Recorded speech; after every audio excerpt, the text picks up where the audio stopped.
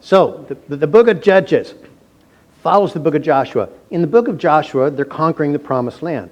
But if you pay attention carefully in the book of Joshua, there's unfinished business. They didn't conquer every single nook and cranny. There's places left to be conquered. God told them that the reason he's going to leave these places to be conquered is because he wants to test them. He wants to keep them battle ready, and he wants to see if they really love God. The book of Judges gets its name from the leaders, which were called judges. They can be everything from warriors, prophets. There's a woman who's a judge. The book of Judges is a very messy book. We're going to say this. You're going to hear me and Caleb say this over and over again because that's one of the words I want to get into our head. Judges, messy. It's messy. It's like this kind of messy. What are you doing? Remember this video from a couple weeks ago? What are you doing? I know. What have you been doing to your brother? I know. You don't know? I just grabbed it. Well, she covered her brother in peanut butter. It's horribly messy. Now, the videos that I pick are kind of cute. They're cutesy little videos. Oh, that's so cute. I just love it. Of course, if you were the mother's baby, you're kind of laughing and crying at the same time because then you got to clean it all up. The book of Judges is going to go from cutesy, messy, to nightmare messy. We're kind of we're about halfway to it along the line. It gets worse and worse and worse as we get on until the very last chapters are absolutely horrendous. They're like Silence of the Lambs messy. I mean, it's horrible. You're going to see that God uses very flawed people. One of the key verses at the very last verse in the book says, in those days there was no king in Israel. Everyone did what was right in his own eyes. That's why it's so messy. Because everybody's doing things their way. They're doing Frank Sinatra, I did it my way kind of a thing. We've noted that the books are not in chronological order. That'll help. There are sections where there's groups of stuff together. That's chronological order. Gideon obviously is a chronological section, but don't think that Samson is necessarily chronologically afterwards. Don't think that the things at the end where they're chopping up the prostitute into 12 pieces is necessarily chronological. That's actually something we think is earlier in the history. That's a whole other story. The last couple of weeks, we've seen how God has used a man named Gideon. He was filled with all kinds of fears, and he's a bit flawed himself. And yet he still looks for God to help him, to guide him. And as a result, he's going to take a tiny group of 300 men and face 135,000 Midianites. That's an amazing thing. Absolutely. And I actually have actual footage of the battle. This is where we hold them. This is where we fight. That's not King Leonidas. That's Gideon. And these shields, boys. Remember this day, man, for it will be yours for all time. Oh, we're not going to show you the whole thing. It's very gory. This is from the movie 300. Which is about the battle at Thermopylae, where 300 Spartans faced, I don't know, it was 1 million or so Persians. It's not really Gideon's. In fact, Gideon's men, they were the original 300. They actually predate Leonidas by 700 some years. And no, the battle didn't look anything like the Spartans. Gideon's men are equipped with trumpets, torches, clay pots. They put the torches in the clay pots. They surround the enemy at night. They break the clay pots and suddenly light explodes and they blow the trumpets and they say, the sword of the Lord and Gideon. The Midians freak out and they start turning on each other. Judges 7 ends with the Israelites chasing the Midianites across, here's the Jordan River. And see, the battle takes place right between the hill of Morah and Ein Harod. And when we're there well, I don't have the pictures, but when you're there at Ein Harod, when you visit Israel, you look across the valley. It's like 3 miles away, and you can see the hill of Morah where all this takes place. It's all within, they're watching the Midianites gather. The Midianites are watching them. This is no secret thing where they're charging and surprise. They all see each other. Now, as chapter 7 ends with them chasing the Midianites across the Jordan River, Gideon will ask the tribe of Ephraim to join the fight, and Ephraim will join the fight. Ephraim will kill 2 of the princes of Midian. And we're going to start in chapter 8. Now the men of Ephraim said to him, "Why have you done this to us by not calling us when you went to fight with the Midianites?" And they reprimanded him sharply. "Why have you done this to us?" They're so upset. "You should have invited us to the battle. You know, it's just no fair. Now you're telling us as the battle is progressing, why so late? This is no fair." Some people, no matter what you do, are never satisfied. Have you noticed that? No matter how good you do, no matter how sharp you are, no matter how smart you are, no matter how strong you are, some people are just never satisfied.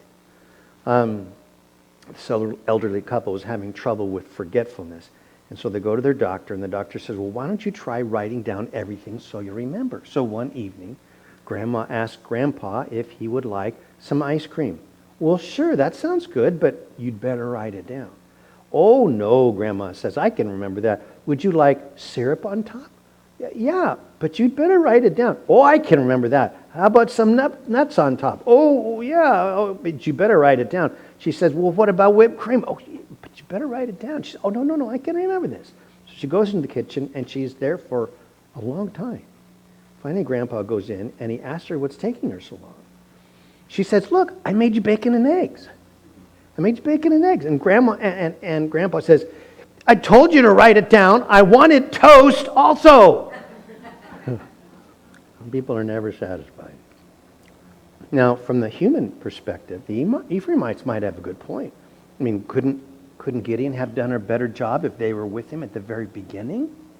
But see, they missed the point. Because God wanted Gideon to only have 300 men. He sent home, 31,700 men, or 30,700 men. He sent them home because God only wanted a very few so that God would get the glory. Be careful, my friends, that you don't catch yourself being in the camp of the person who's always finding fault. You want to be careful. God may be wanting to do something that's just above your understanding. So you want to be careful. Verse 2. So he said to them, "What have I done now in comparison with you? Is not the gleaning of the grapes of Ephraim better than the vintage of Abiezer?" Now he's from the family of Abiezer. And so he's saying, just the leftover grapes in your vineyards are much better than like the best wine of my family. God has delivered into your hands the princes of Midian, Oreb and Zeeb, and what was I able to do in comparison with you? Then their anger toward him subsided when he said that. Now, so he's just saying, look, your worst is better than our best. You guys are just awesome. You guys are just amazing. I just love this. He's such a schmoozer. and on top of this, they got Oreb and Zeeb. These were the 2 princes that they actually killed. And this is a picture. This is, I think, a good example of what we would call peaceful words. Proverbs 15:1 says, "A soft answer turns away wrath, but a harsh word stirs up anger." I think that's a great example. You can choose words when you're in an argument. You can choose words that are going to stir stuff up, or you can quiet things down and use quieter words and back down the tone a little bit. Some of that's up to us. We can't control everything, but you have some control. Verse 4. When Gideon came to the Jordan, he and the 300 men who were with him crossed over, exhausted but still in pursuit. So of Gideon's 300 men, how many of them are still around? All 300 of them. I think that's amazing. They're exhausted, but they're still with him. Then he said to the men of Sukkot, "Please give bread to the people who follow me, for they are exhausted, and I am pursuing Zebah and Zalmunna, kings of Midian." Now Sukkot, we're going to see in a minute, is a little town on the eastern side, the other side of the Jordan River. And Gideon's just looking for some help for his troops. They've gone probably a little farther than he expected. And he's still got these two kings to catch, Zebah and Zalmunna, verse 6. And the leaders of Sukkot said, are the hands of Zebah and Zalmunna now in your hand, that we should give bread to your army? Now, the people of Sukkot think that Gideon is just in over his head. And they, after all, live on the other side of the Jordan, so they're always facing the Midianites. They're the first one that they're going to attack. And we think you just kind of bit off a little more than you can chew. And you know, if we help you, the Midianites are going to come back and burn us. You know, we're going to be in trouble. And so they don't want to get involved. Verse 7. So Gideon said, for this cause, when the Lord has delivered Zebah and Zalmunna into my hand, then I will tear your flesh with the thorns of the wilderness and the briars. Now there's a little bit of contrast with the peaceful words, huh? I didn't quite use the peaceful words there. I don't know if it's because there's a time to be a peacemaker and there's time to be firm with people. I don't know. Or maybe he's just tired and grumpy. I don't know. So verse 8, then he went up from there to Penuel, which is something in the life of Jacob. I won't go, that's another rabbit trail. And he spoke to them in the same way. And the men of Penuel answered him as the men of Sukkot had answered him. So this is a little further up a valley. We'll see in a minute. And these guys don't want to help either. It's like, we're not going to help you. We know the Midianites better than you do. So he also spoke to the men of Penuel, saying, when I come back in peace, I will tear down this tower. Now Zebah and Zalmunna were at Karkor, and their armies with them about 15,000, all who were left of all the army of the people of the east, for 120,000 men who drew the sword had fallen. Now, here's where we come up with the idea that the Midianites were a total of 135. It's from this verse, 135,000. Because at this point, they've got 15,000 left. We're told that 120,000 have been killed. So that comes up with our 135,000. Verse 11, then Gideon went up by the road of those who dwell in the tents on the east of Nobah and Jogbehah. And it sounds like something from Star Wars, doesn't it? Jogbehah.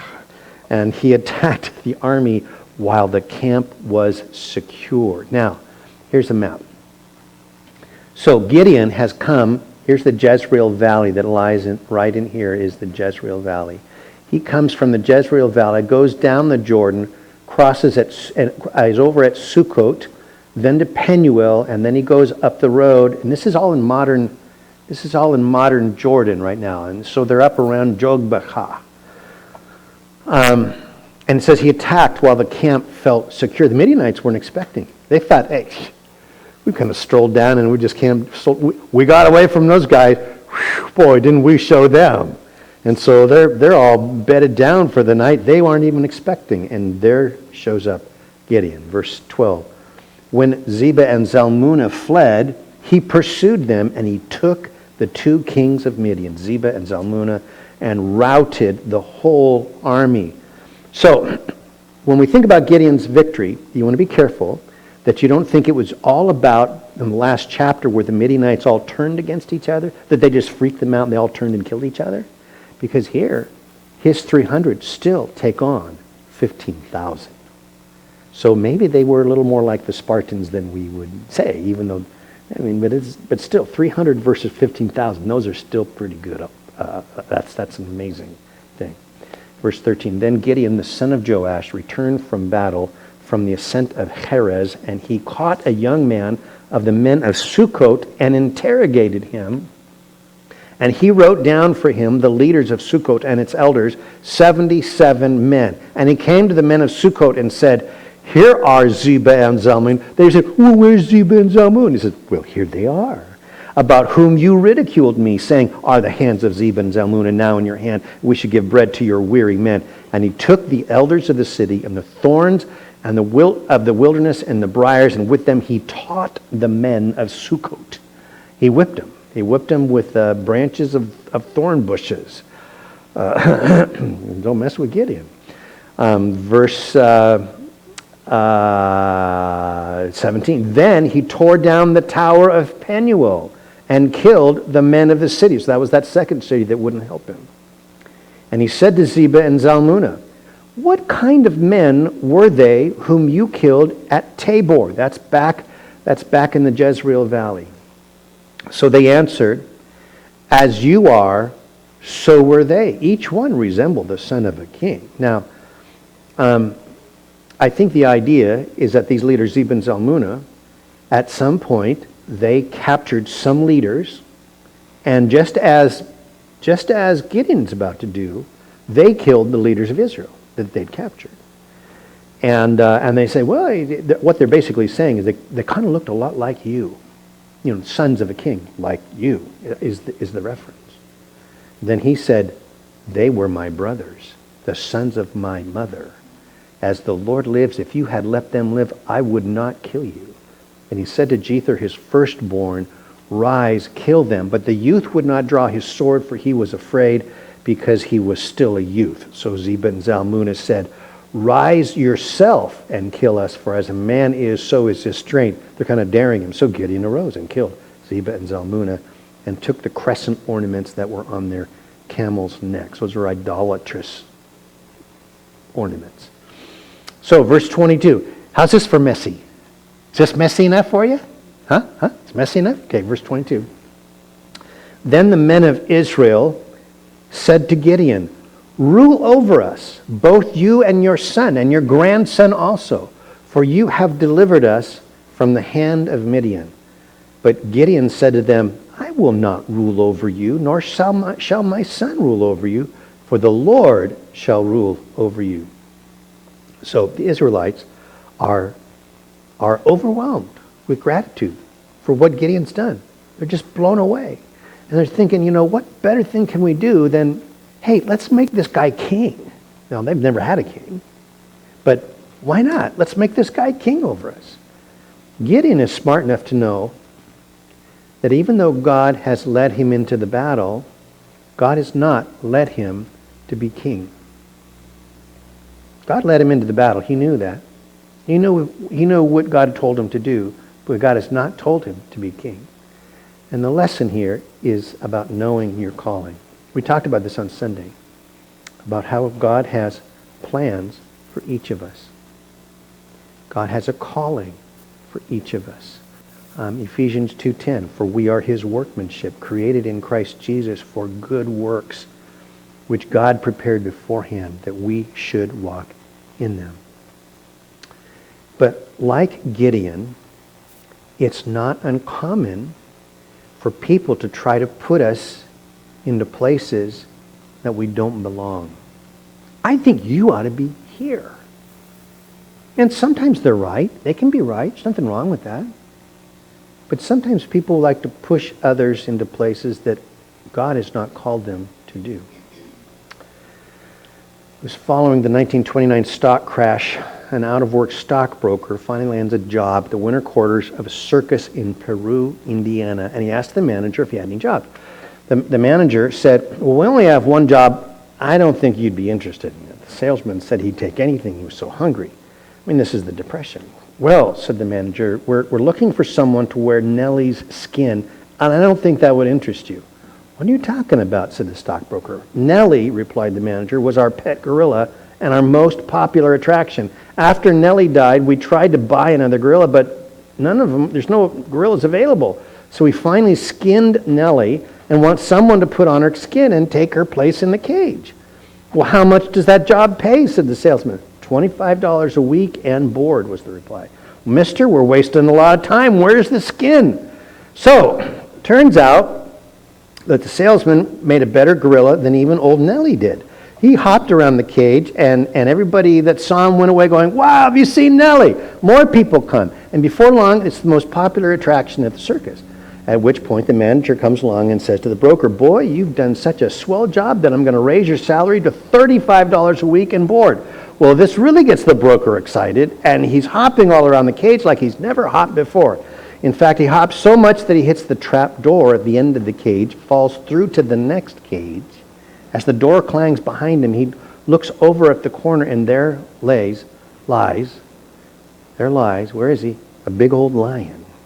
The lion opens his eyes and blinks. The broker scrambles up to the side of the cage, on that little trap seat up in the corner, hangs on for dear life. The lion gets up slowly and took a couple of steps towards him, then crouches like he's about to spring. The gorilla was shaking in fear so much the bars were rattling. He closes his eyes because he thought, this is it. Then the lion says, what are you so scared about, big boy? You think you're the only stockbroker in this circus?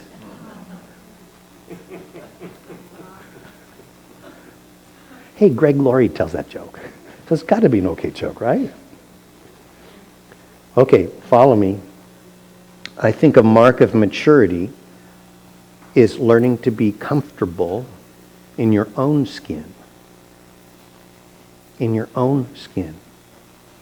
You know, David tried on Saul's armor when he was facing Goliath. Saul said, here, use my armor. And David was sharp enough to realize this doesn't fit me. This isn't mine. This isn't going to work.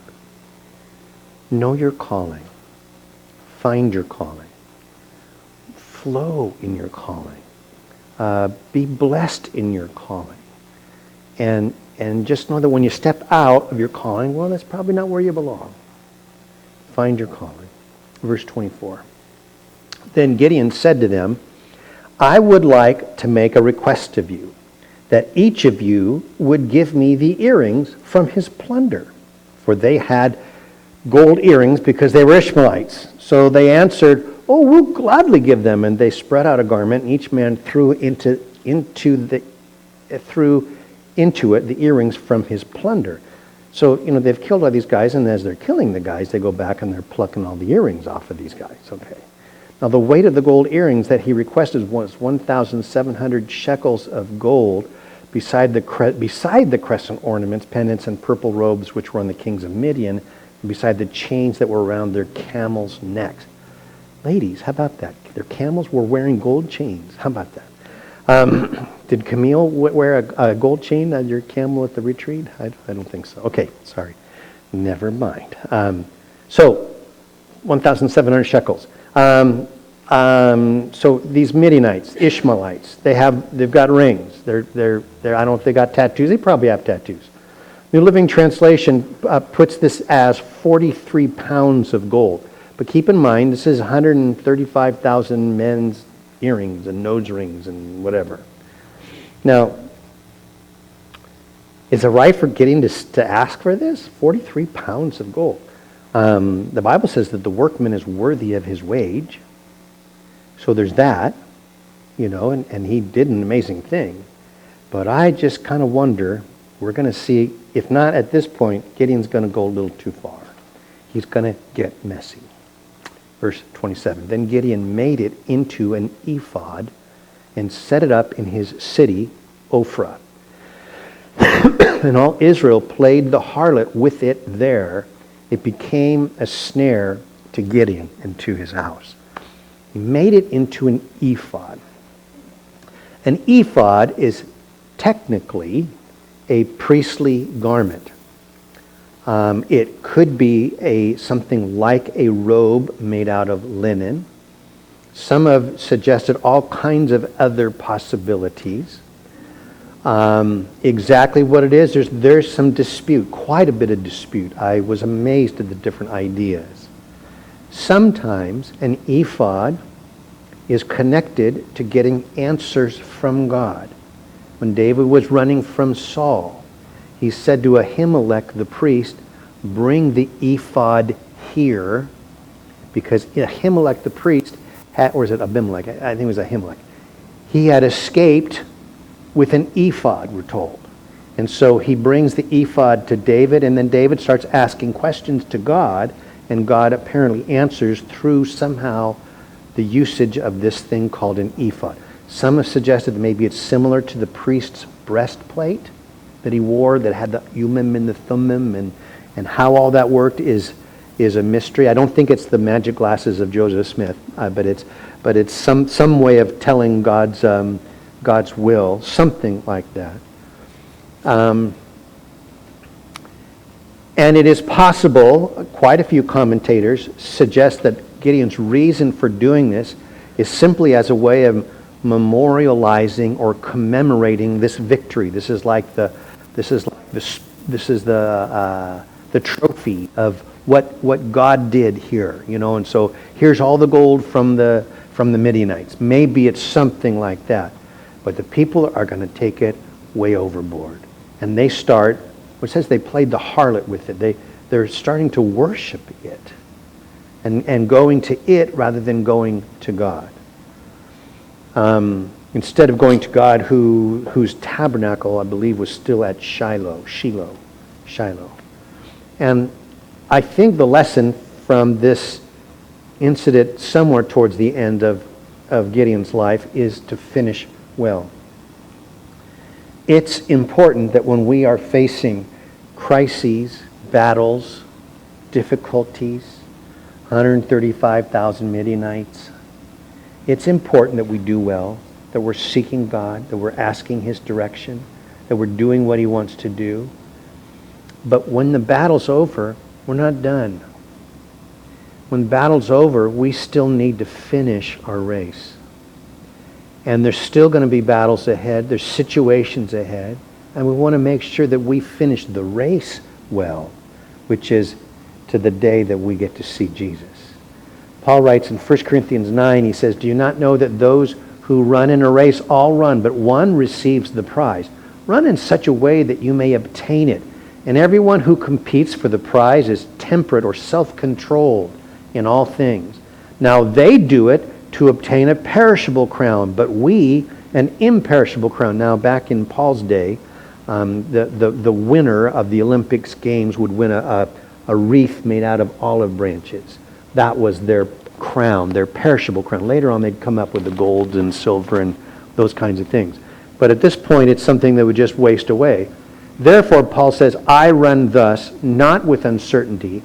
Thus I fight, not as one who beats the air." I'm in this to win it. He says, "But I discipline my body and bring it into subjection, lest when I have preached to others, I myself should become disqualified."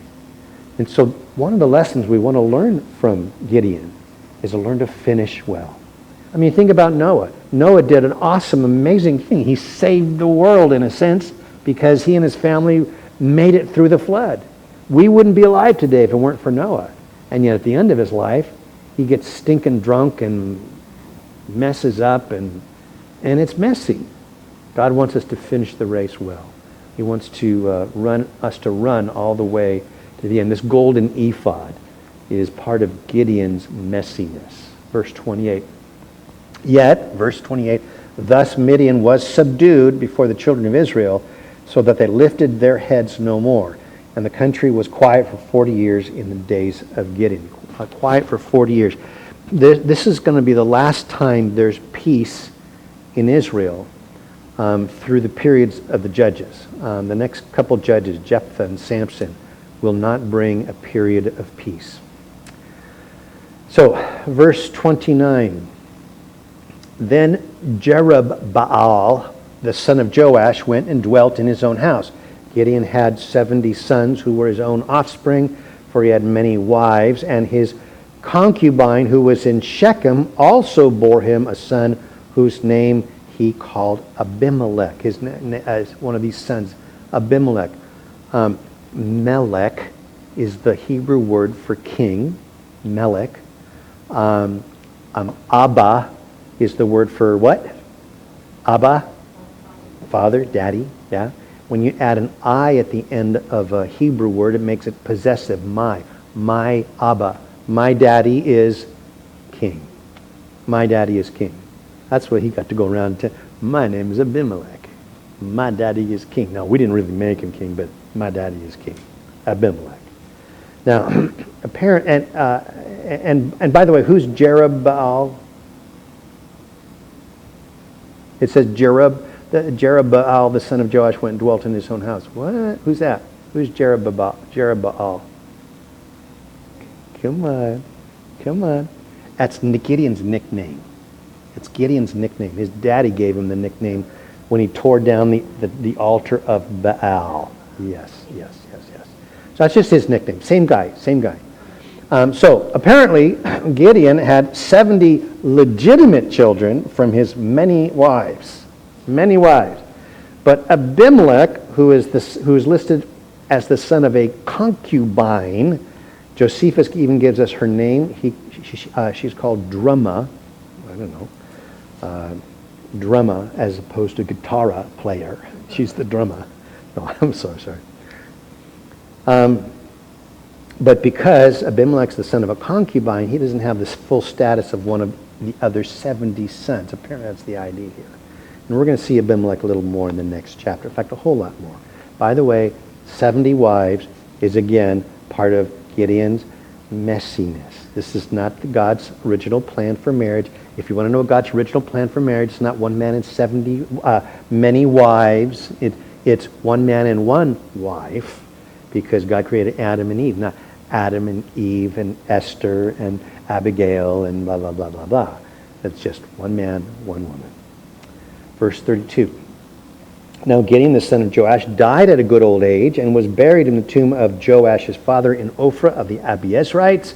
And so it was, as soon as Gideon was dead, that the children of Israel again played the harlot with the Baals and made Baal Berit their god. Baal Berit. Berit means covenant. Baal is, you think of Baal, or I may slip and call it Baal, but that's okay because that's just old habits. Baal or Baal means Lord, and sometimes it's actually translated Lord or husband. But we think of it, it's normally a god. A god of the Philistines, in fact. Baal Berit is a Philistine little g god. And the worship of Baal in the Old Testament, there's actually many forms of Baal. And oftentimes there's a localized version of Baal depending on the city that is worshiping Baal. So you'll see all kinds of different forms of Baal. This is Baal Berit. Thus, verse 34, the children of Israel did not remember the Lord their God, who had delivered them from the hands of all their enemies on every side, nor did they show kindness to the house of Jerubbaal,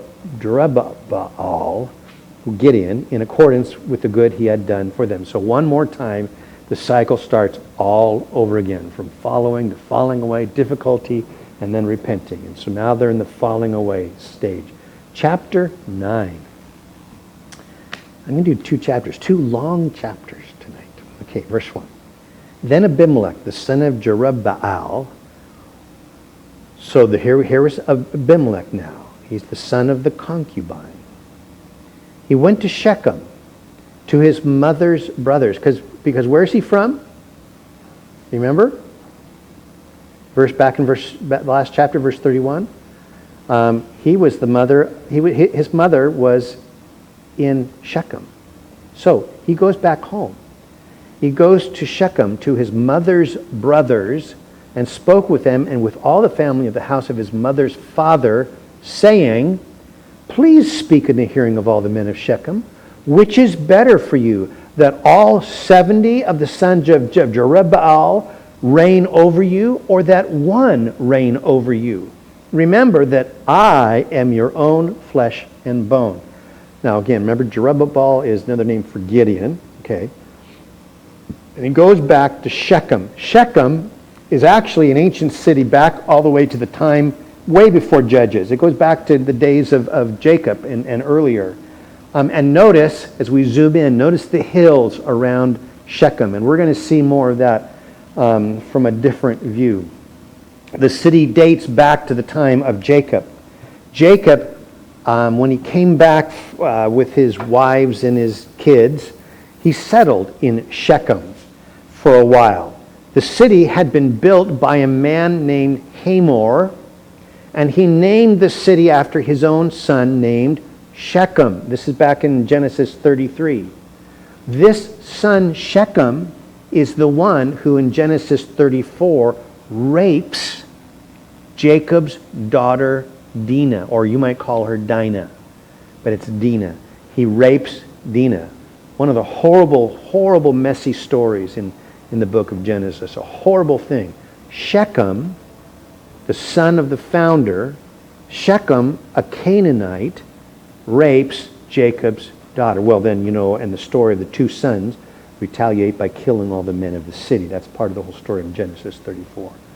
Now it says he goes back to Shechem to his mother's brothers. Now, I'm not going to show any messy kids in this chapter because the whole chapter is a mess. In fact, I'm not even going to... Abimelech, I wonder why he's even in here, because he's not really somebody that God's going to use. But this is just to show you how messy this time is. He goes to his mother's brothers. Now, so just like today, the average family can get pretty messy. Abimelech has two sides to his family. There's his daddy's side. His daddy is who? Gideon. And he's got his mama's side. So a little girl asks her father, how did the human race come about? And the father says, well, God made Adam. They had children, and so all mankind was made. 2 days later, she asks her mommy the same question. She says, Mother, how did the human race come about? And the mother says, well, many years ago, there were monkeys, and we developed from them.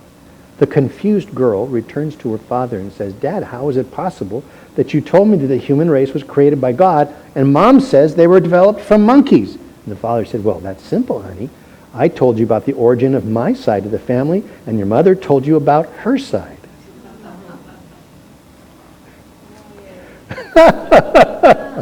Yeah, that one doesn't fly. Okay. So Abimelech's going back home to appeal to his mother's side of the family. And I would like to suggest to you that because she is a concubine from Shechem, I believe she's a Canaanite. I believe she's a Canaanite. The whole story makes a lot more sense. I believe she's a Canaanite. We don't know that for sure. That's just Pastor Rich's hunch. And you can keep it or toss it, do whatever what you want with it. Verse 3. And his mother's brothers. His mother's brothers. Because see, the whole idea is, well, who do you want to rule over you? You want these 70 sons of Gideon? Or how about if we come up with a plan and your own kid, me, rules over everybody? How do you like the sound of that? Who do you want to be president of the United States? The governor of California or the governor of New Jersey? Well, of course we want the... Oh, sorry, that's not a good question, is it? Well, but it's that idea. You know, everybody votes for if your governor's running, you know, we want to do that. What's the idea? Verse 3. So his mother's brothers spoke all these words concerning him in the hearing of all the men of Shechem, and their heart was inclined to follow Abimelech. For they said, he is our brother. So they kind of like this idea. Yeah, we like the idea. We'll vote for you. So they gave him 70 shekels of silver from the temple of Baal-Berit, with which Abimelech hired worthless and reckless men, and they followed him. So the money's going to come from Baal-Berit. 70 shekels. It's, by the way, it's going to be 1 shekel for every son that they kill. Worthless men that follow him. So it is kind of a little irony. Here's a little bit of an irony you might not pick up. Gideon's name, Jerubbaal, means contend with Baal. He's fighting against Baal because he tore down his altars. Abimelech is financed by Baal. This message was brought to you by Baal. Kind of ironic, isn't it? Talk about messy. Verse 5. Then he went to his father's house at Ophrah. So that's where the center is right now. The 70 sons are there. And he killed his brothers, the 70 sons of Jerubbaal, on one stone. But Jotham, the youngest son of Jerubbaal, was left because he hid himself. Remember Jotham, because we're going to see him in a minute. So he kills his brothers. He eliminates all the competition. Not really a fair election, which is going to kill everybody else. Nobody actually votes. And so, but one son does survive. So, there's a picture here, and I'm going to call this lesson, How to Become a Leader. There have been others in biblical history who got their position in this kind of manner.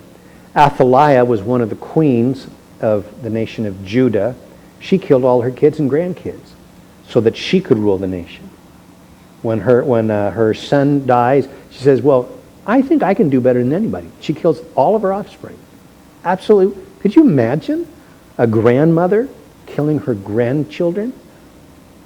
That is just like unbelievable. But she does it to get power. Herod the Great, it was said that it was safer to be a pig in Herod's household than to be his wife or his son, because he had them all killed out of paranoia. One of David's sons, Absalom, does it a little different. He tries to gain power through a different kind of manipulation. In 2 Samuel 15:5 it says, "And so it was whenever anyone came near to bow down to him that he would put out his hand and he would take him and kiss him." And he would, and it says, he turned the hearts of the people by just kissing up to everybody. And then he went around, and then he eventually would turn or rebel against his father and try to kill his father. But he was unsuccessful. Jesus showed us a different way of becoming a leader. Jesus called them to himself, his disciples, and he said to them, "You know that those who are considered rulers over the Gentiles lord it over them, and their great ones exercise authority over them. Yet it shall not be so among you. But whoever desires to become great among you shall be your servant. And whoever of you desires to be first shall be slave of all. For even the Son of Man did not come to be served, but to serve, and to give his life a ransom for many." That's a little different way of becoming a leader. And let me just give you a warning here. Some people might think to themselves, well, who cares how I become a leader? Once I become a leader, then I'll be good. No. So I think the way that you become, the way you start, will affect the way that you finish. So you want to be careful that you do things God's way, which is cultivating humility and learning to serve others. Verse 6. But that's not Abimelech. He just goes out and kills all the competition. Verse 6. "And all the men of Shechem gathered together, all of Beth Millo, and they went and made Abimelech king beside the terebinth tree at the pillar that was at Shechem." Beth Millo mentions the men of Beth Millo. Beth Millo means house of fortress. This is the name of a section of the city of Shechem, which I'm going to suggest has a tower located in it. We will see this later. Hold that for future reference. And so they make Abimelech king. So in a way, if you want to, this is a Bible trivia thing, if you want. Who was the first king of Israel? Well, you could say it was Abimelech. It says they made him king. But not really. He was only kind of a king. And in fact, if I was to say who was the first king that God will choose, it's Saul. Some people would say David, but really God was involved with the choosing of Saul as well. Different reasons. David's going to be the one after God's own heart. He's the guy eventually, but Saul is and we're talking a little ways down the road from this point. Verse 7. So, remember Jotham, the last remaining son of Gideon, the youngest. And so when they told Jotham, he went and stood on top of Mount Gerizim and lifted his voice and cried out. And he said to them, "Listen to me, you men of Shechem, that God may listen to you." Now, Gerizim is one of the hills that overlooks Shechem, the city of Shechem. The city is kind of down in between a bunch of hills. It's almost like in the middle of a natural amphitheater. And I want to show you a video from 3 years ago when we were up on Mount Gerizim. This is in the West Bank, so you have to cross into Palestinian land. And we were up on top of Mount Gerizim, and I'm going to explain what you're seeing in it. We're going to see Mount Ebal, which is the other big mountain. It's going to be right across from us. Shechem is down in the valley. Today, Shechem is called Nablus. You'll see that in the news. It's a major Palestinian city, Nablus. And there will be another city, another little hill I'm going to point out because it will come into play later in the story called Morah. But here we are. We're up on top of Gerizim. This is Mount Ebal over here, and this stuff in here is the city of Shechem. Right here, this is the ancient Shechem. This is where the oldest part is, right here. And right up in here is this hill called Morah. And then this is the modern city of Nablus. No, I'm sorry, Morah is right here, the little hill called Morah. This is from the top of Gerizim. So he's up on this hill. Now, I don't know that he's up as high as we are. But the idea is you can get up on this hill and you can shout across. It's even built into the book of Deuteronomy. That they were supposed to do this when they first came into the land.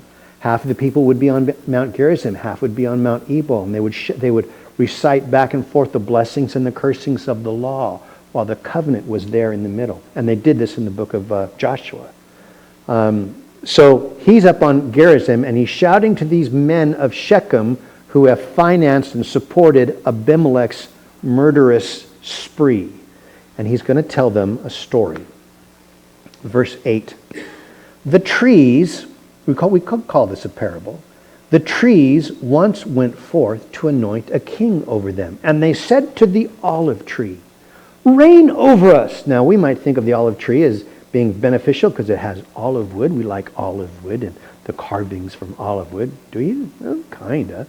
We like olives, we like them on our pizza, But that's not why the Israelites liked olive trees. It's because olive trees produced olive oil, and that's the chief fuel in the Middle East is olive oil. So it's kind of the chief of the trees. And so the trees all gather together and say to the olive tree, reign over us. But the olive tree said to them, should I cease giving my oil with which they honor God and men and go to sway over the trees?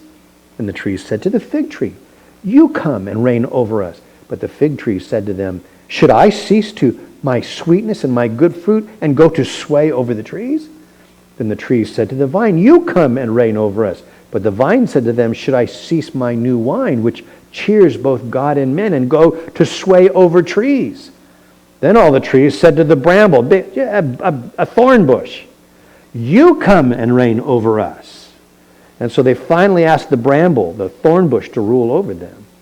And he's telling a story about the people of Israel going to various leaders trying to say, rule over us. And the most qualified people all turn them down. And they end up with the most worthless thing. The thing that's really only good for one thing, to burn.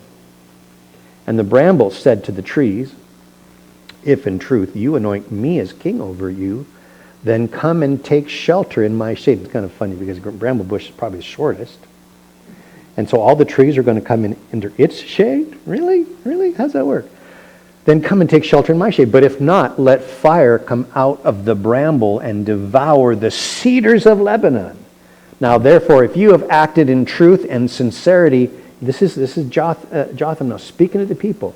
If you have acted in truth and sincerity in making Abimelech king, and if you have dealt well with Jerubbabel and his house, and have done to him as he deserves, for my father fought for you, risked his life, delivered you out of the hand of Midian, but you have risen up against my father's house this day, and killed his 70 sons on one stone, and made Abimelech, the son of his female servant, king over the men of Shechem, because he's your brother.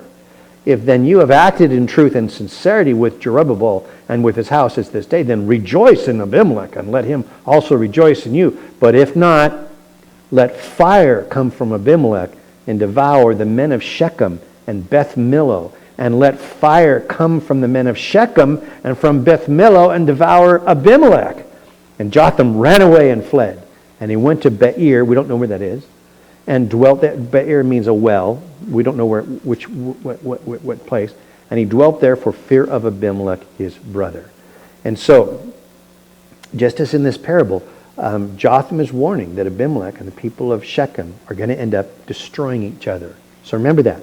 Remember that this thing about fire, because it's kind of comes into the story. Verse 22. After Abimelech had reigned over Israel 3 years, God sent a spirit of ill will between Abimelech and the men of Shechem. He just kind of stirred them up a little bit.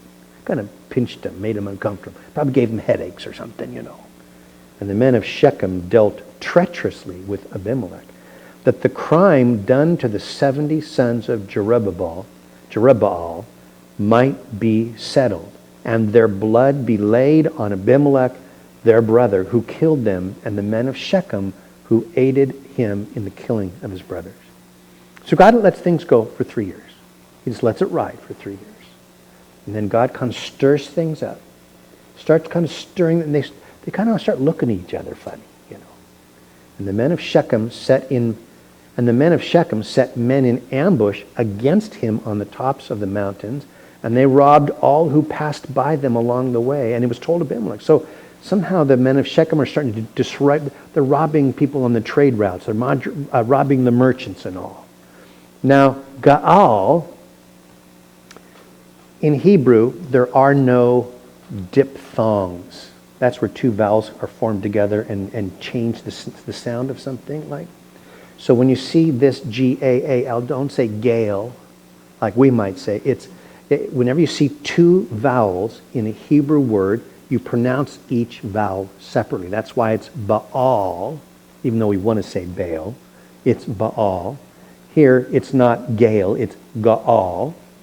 Now, Gaal, the son of Ebed, came with his brothers and went over to Shechem, and the men of Shechem put their confidence in him. Now, Gaal, his name means loathing. And while Abimelech, this is my theory, he might actually be half Canaanite. Could be. Or he could be no Canaanite. But he wouldn't be more than half Canaanite because his daddy is Gideon. Okay. But Gaal is full Canaanite. He's full Canaanite. He's the homeboy. And he also has a lot of gall. Okay, at least two people got it. Okay, 3 people. Okay, good. Okay. Verse 27. So they went out into the fields and gathered grapes from their vineyards and trod them and made merry. They went into the house of their God and ate and drank and cursed Abimelech. So the fact that they're gathering grapes, the grape harvest takes place in summer. So that's we can point this as in the calendar around summer. And they're all drunk. Okay, they're having a drunken party and they're just cursing Abimelech. Then Gaal, the son of Ebed, said, "Who is Abimelech and who is Shechem that we should serve him? Is he not the son of Jerubbaal and is not Zebul his officer? Serve the men of Hamor, the father of Shechem. But why should we serve him?" Talking about Abimelech. Now, he mentioned Zebul.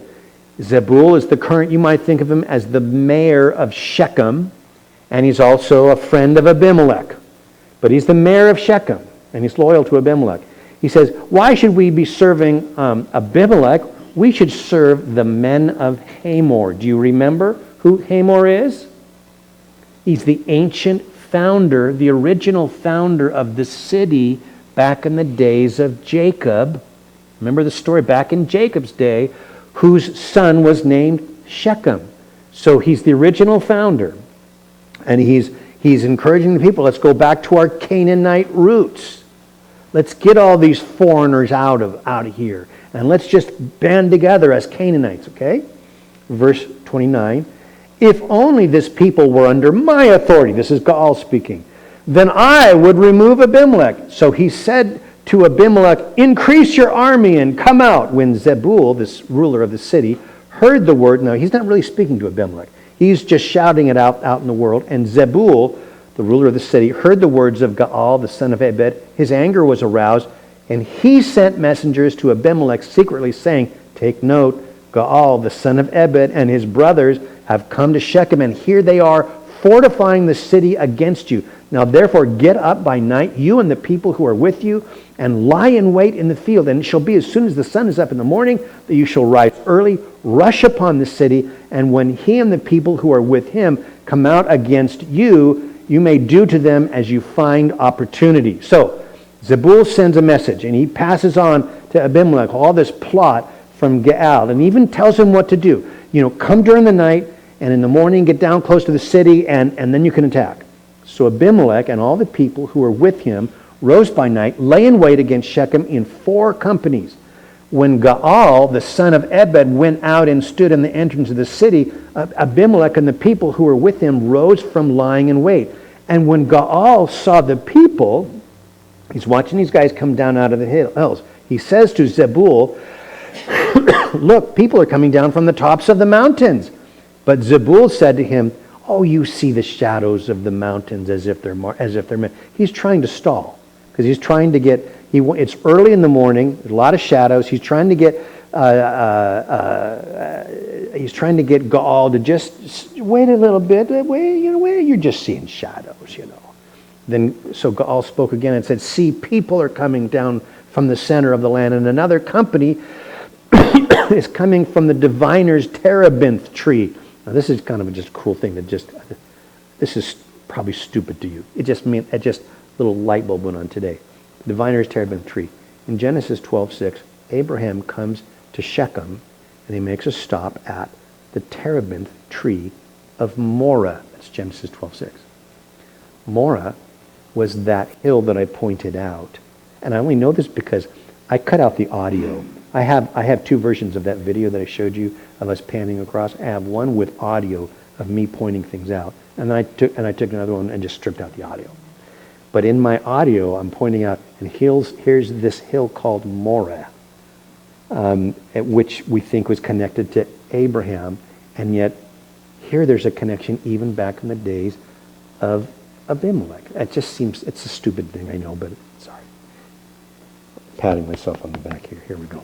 Okay, and by the way, there's two hills of Moreh. There was one during the Midianite fight back in the Valley of Jezreel, and there's this other one here up near the city of Shechem. Let's move on. I'm boring you to tears. Okay, verse 38. But I got to tell you this, gang, the Bible's real. All these details, and we look at this stuff and we just kind of glance by it. What's the thing about the diviners, the terebinth? What's that all for? It's because it's real. It's a real place. And when you go to Israel, you see all these real places. The Book of Mormon, all these amazing fantasy stories of things that supposedly happened in the Americas. They can't point to a single place that has any archaeological anything to it. It's all make-believe. The Bible isn't make-believe. These are real places, real people. Okay, enough ranting. So, where am I? Verse, 38? Okay, 38. Then Zebul said to him, yeah, so Zebul is talking to Gaal, and they're still in the city. He says, where indeed is your mouth now with which you said, who is Abimelech that we should serve him? Are not these people whom you despise? Go out, if you will, and fight with him now. Come on, buddy, let's, put your money where your mouth is. Talk is cheap. So Gaal went out, leading the men of Shechem, and fought with Abimelech. And Abimelech chased him, and he fled from him, and many fell wounded to the very entrance of the gate. Then Abimelech dwelt at Arumah. That's a city to the south. It's to the south, Arumah, 4 miles to the south. And Zebul drove out Gaal and his brothers so that they could not dwell in Shechem. So Zebul blocks the gates, keeps him from coming back into Shechem, and Abimelech chases them on down the road. Verse 42, then it came about on the next day that the people went out to the field, and they told Abimelech. So the people think the battle's over, and they go back to harvesting their vineyards. And so word gets to Abimelech that the people are back out in the fields again. But you know what? Abimelech doesn't want to just get Gaal. He hates the people of Shechem. So when he finds out that they're outside of the city, outside the protection, out getting, plucking grapes, he took his people, divided them into 3 companies, and lay in wait in the field. And he looked, and there were people coming out of the city, and he rose against them and attacked them. Then Abimelech and the company that was with him rushed forward and stood the entrance of the gate of the city, and the other 2 companies rushed upon all who were in the fields and killed them. And Abimelech fought against the city all that day. He took the city and killed the people who were in it, and he demolished the city and sowed it with salt. That makes a land worthless. You can't plant anything. You can't grow anything if you put salt throughout it. And by the way, archaeology has confirmed this 12th century BC destruction of Shechem.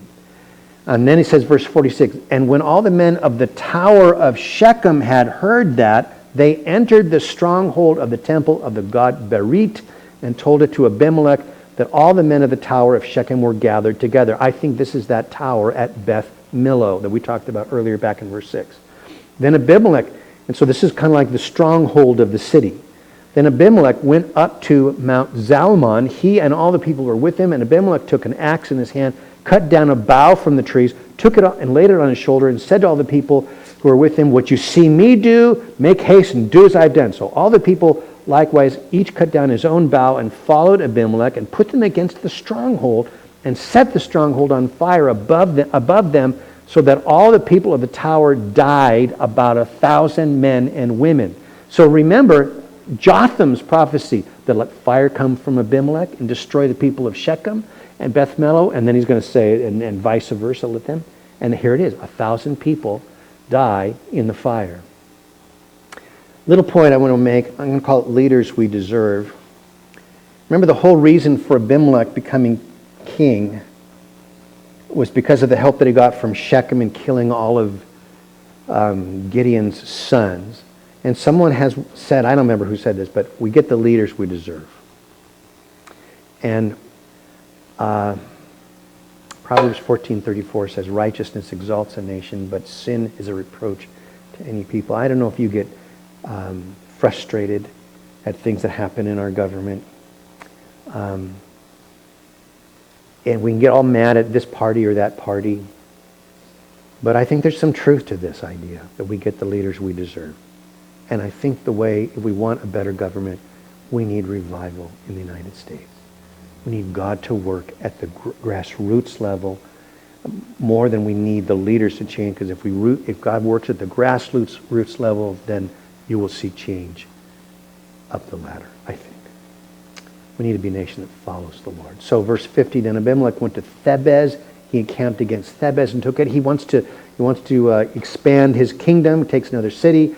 And Thebez is to the north, and there was a strong tower in the city, and all the men and women, all the people fled there, shut themselves in. Then they went to the top of the tower. Abimelech came as far as the tower, fought against it. He drew near the door of the tower to burn it with fire. Hey, I know what to do with towers. We've done this before. We just did this with Shechem. We can do this.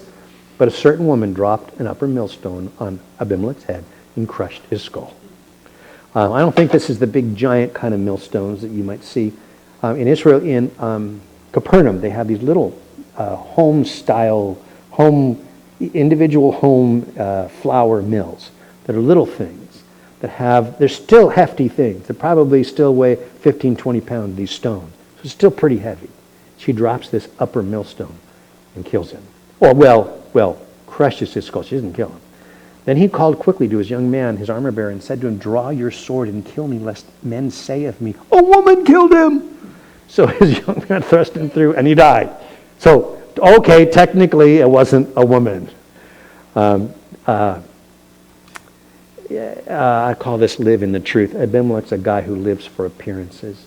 He wants to look good, even in his death. Jesus said there is nothing covered that will not be revealed, nor hidden that will not be known. We try to keep things secret, but they always have a way of leaking out, don't they? And he wanted, kill me so nobody knows a woman killed me. It was right here in the story, buddy. Sorry, it didn't work. An elderly couple were attending a church service, and about halfway through the service, the wife writes a note to her husband that says, "I just let out a silent fart. What do you think I should do?" And he scribbles back, "Put a new battery in your hearing aid."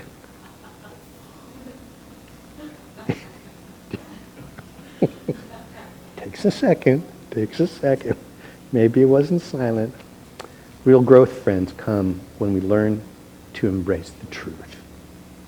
Not pretend and not tell ourselves stories.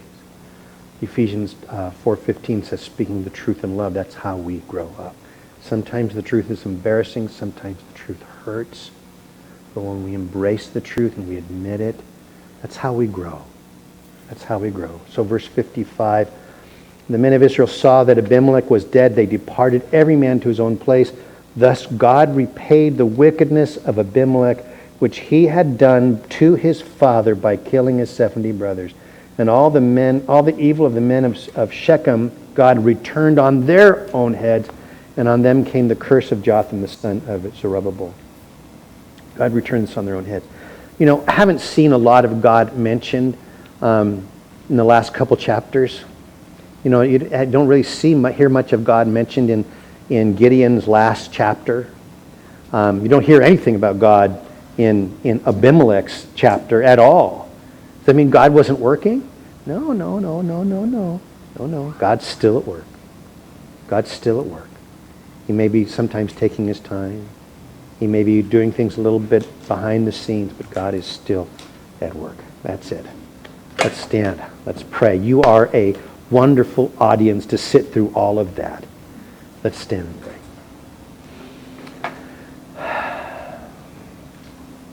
Father, as we are working our way through this messy book, I pray, Lord, that you would be readjusting some of our ideas of how you want to work and the kind of people that you will work through. Because, Lord, sometimes we think that you only work through perfect people. And sometimes we exclude ourselves from that because we see all the mess in our lives. Lord, I pray that you'd help us to yield to your direction, to hear your voice, and to know, God, that you want to use each of us. As flawed as we are. Do your will, Lord. Have your way. Thank you. In Jesus' name. Amen. All right. God bless you. Yes.